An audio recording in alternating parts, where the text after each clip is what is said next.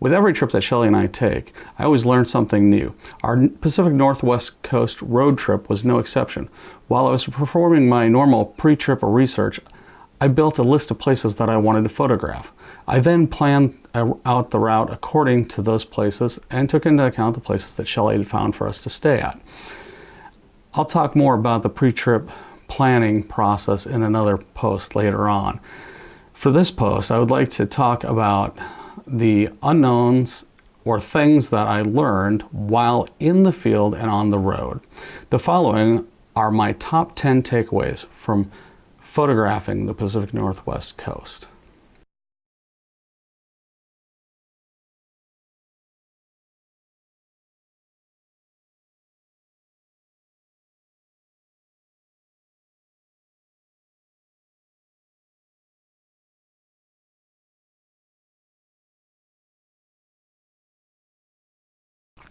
This was our first time truly focusing on photographing coastal locations.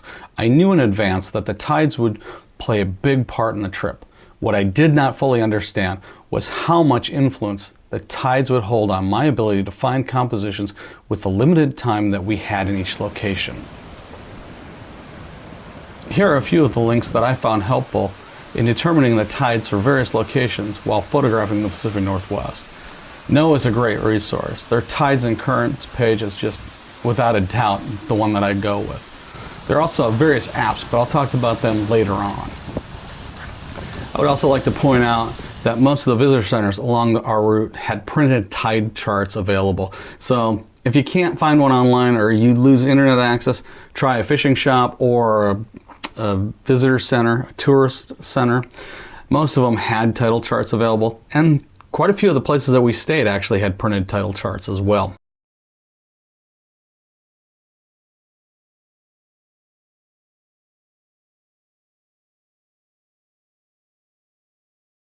While Shelley and I both expected to have fog and rain and snow at elevation at times, we did not expect the weather to change as quickly as it did on our trip. I love photographing in different weather conditions. Some of my best and favorite photographs are made in conditions, well, when most people would be rather curled up next to a fire. For me, photographs tell a story of place and time. These stories need to have drama in them. This drama comes from the elements, the clouds in the sky being whipped around through the blue sky, the waves crashing against the shore, the ocean calm as glass while clouds rush by my lens. It's just amazing. You need drama to have a really good photograph in my mind, not just composition. While Shelley and I were photographing the Pacific Northwest coast, the weather presented me with opportunities and challenges. This photograph of Shelley and I in our rain gear, while not fashionable, served its purpose on multiple days. Staying dry and comfortable while out photographing on the road is a must. Otherwise, all that you'll want to do is go back to that warm car and dry out. For our trip, I used the following weather apps on my iPad or iPhone when we needed to: Windy, WeatherBug, and Storm Radar, all of which have their pros and cons, pluses and minuses, if you will. Windy, I might actually do a video on in a future episode on how I used it in a rather challenging photo expedition that we just completed towards the end of last year. More on that coming up. Also keep in mind that when Shelley and I had access to Wi-Fi or internet, I'd also use the National Weather Service's website for forecasting data in the areas that we were at.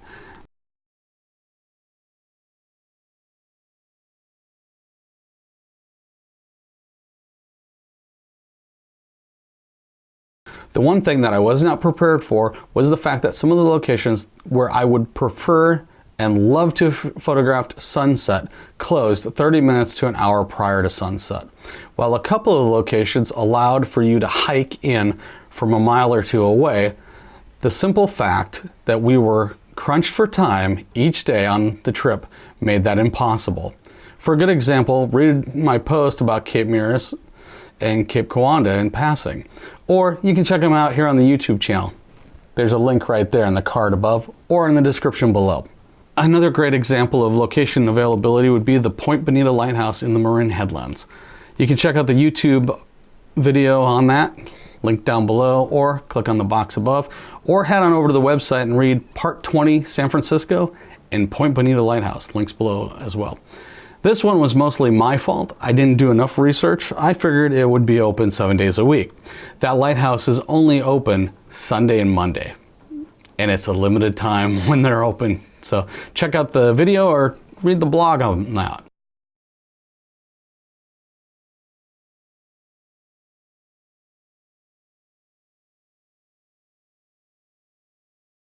While photographing the Pacific Northwest coast, Shelley and I found that Google Maps, Waze, and Apple Maps all would offer us false hope. It wasn't that they didn't give good directions, it was simply the fact that they all gave incorrect travel times to our destinations when mountain switchbacks were involved. The worst of these was when we were driving from the Avenue of the Giants to our lodging for the night in Westport, California. All the apps estimated for that trip a 20 to 30 minute drive time. In reality, it took more like 60 to 100 minutes to reach the location. Way to go, guys. It may have changed by now, because that was a couple of years ago.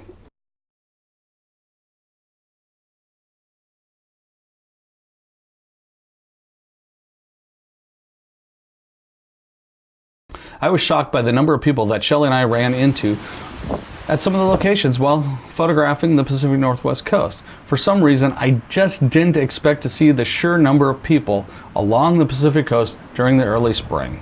I know that my videos and photographs don't show that many other people other than myself and the occasional glimpse of my wife Shelley. This happened only because of my use of filters and my patience waiting out others who were enjoying the coast as we were. At some locations, other visitors would ask me about the equipment that I was using to make my photographs. Mainly, I had to answer questions about what was attached to the front of my camera's lens and explain how filters worked.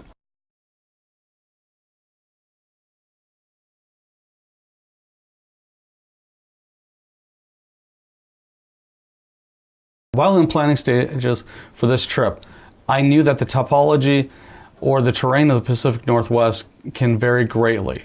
The only thing that I did not take into account was the various apps that I was using to get sunset and sunrise times do not take into account the terrain or landscape.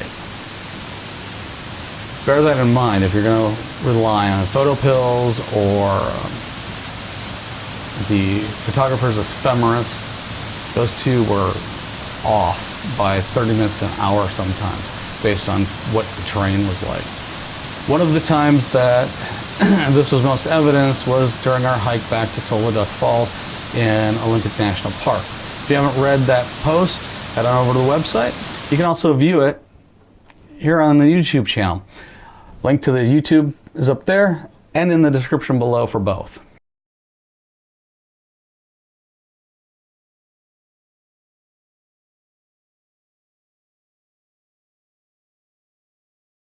I've always known that I've wanted to photograph the redwoods and rainforests of the Pacific Northwest. I never truly understood the complexity of the task until I was face to face with that first redwood. Scale is something that is not always easy to show. Sometimes you need a good point of reference. This adds both depth and reality to the photographs of the things that are hard for us to grasp if we have never seen them before. For more about that, check out my article about photographing the redwoods. Also, check out the YouTube video.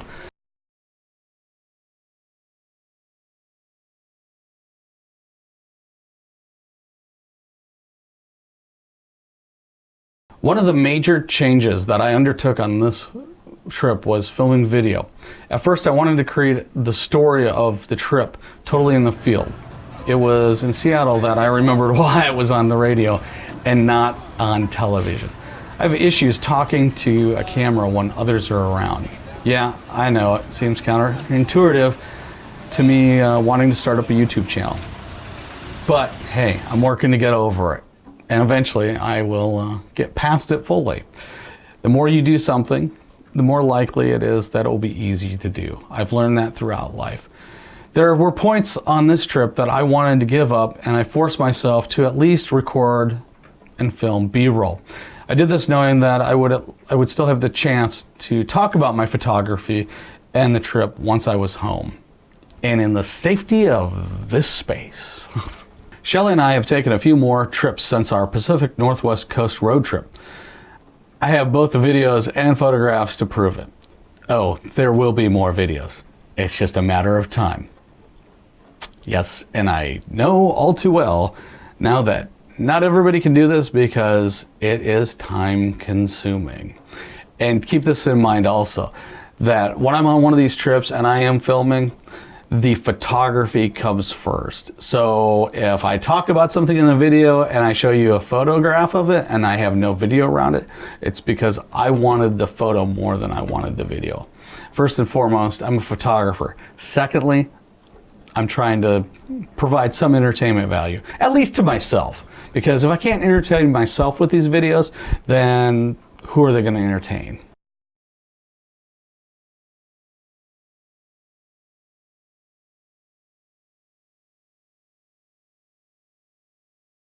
The number 2 takeaway from photographing the Pacific Northwest coast was planning and having a backup plan.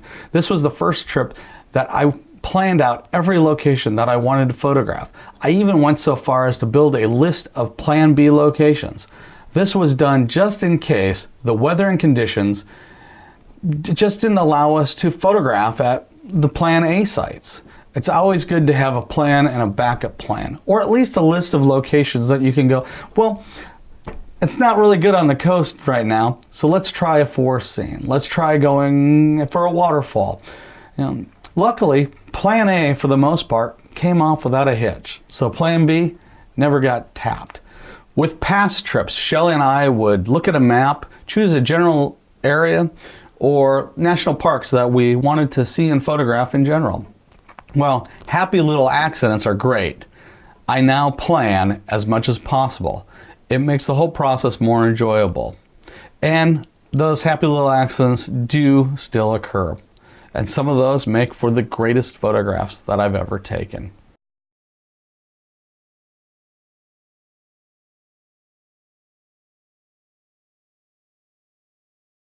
The number 1 takeaway from photographing the Pacific Northwest coast would be the beauty of it all. Yes, the photographs and videos that I've seen online and that I've made in person are great. Sometimes you just need to get out there and explore the landscapes, the coastal communities, and the tidal pools for yourself. I'm so glad that Shelley and I did this. We made memories that will last a lifetime, and we were able to share this journey with you. Congrats on making it to the end of this long video. I've showed you some video from other videos from the trip. I've also shared some photographs that we took along the way. It shows a commitment to hanging in there, or maybe you're just planning your own trip to photograph the Pacific Northwest coast. Either way, if you haven't yet done so, please hit the subscribe button, ring the bell so that you get future notifications. Give me a like if you like this video. If you haven't watched all the videos of the Pacific Northwest road trip, the list is linked down below. You can click on that. There's plenty to watch. Also, if you like reading, head on over to my website. That link's down below, and I've got the whole trip over there. Thank you for watching, and we'll see you on the next one.